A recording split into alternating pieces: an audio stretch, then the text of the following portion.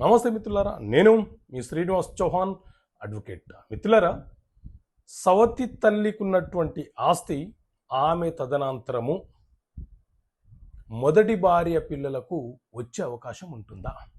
So మిత్రులారా, ఇది చాలామందికి ఉండే సందేహం. ఈ సందేహాన్ని ఉదాహరణతో చెప్పే ప్రయత్నం చేస్తాను. ఒక వ్యక్తికి 2 భార్యలు అనుకోండి. మొదటి భార్యకు 2 కుమారులు, రెండవ భార్యకు 1 కుమార్తె ఉన్నదనుకోండి.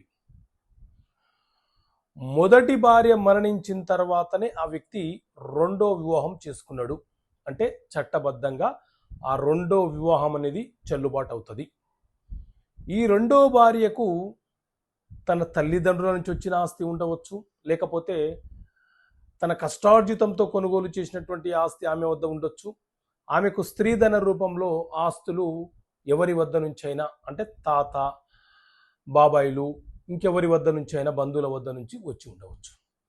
సో ఆమె పేరు మీద ఉన్న అంటే రెండో భార్య పేరు మీద ఉన్నటువంటి ఆస్తి ఆమె తదనంతరము ఆమె యొక్క సంతానము, కుమారుడు లేకపోతే కుమార్తె ఎవరైతే ఉన్నారో వాళ్లకు 1 వాటా సంక్రమిస్తుంది.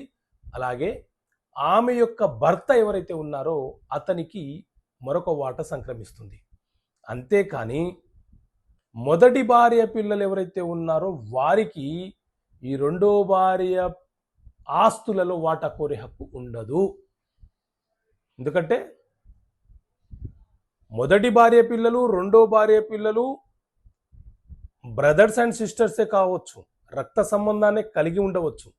కానీ ఆస్తి అనేది రెండో భార్య పేరు మీద ఉంది కాబట్టి ఆమె రక్త సంబంధము ఆమె సంతానమే అవుతుంది. కాబట్టి వాళ్ళు వాటా కోరే హక్కు కలిగి ఉంటారు. భర్త భార్యకు లీగలేరు కాబట్టి చట్టబద్ధంగా అతను కూడా వాటాదారుడు అవుతాడు. కానీ మొదటి భార్య పిల్లలు మాత్రం వారసులు కారు ఆ ఆస్తికి. ఓకే మిత్రులారా, థ్యాంక్ యూ. జై హింద్.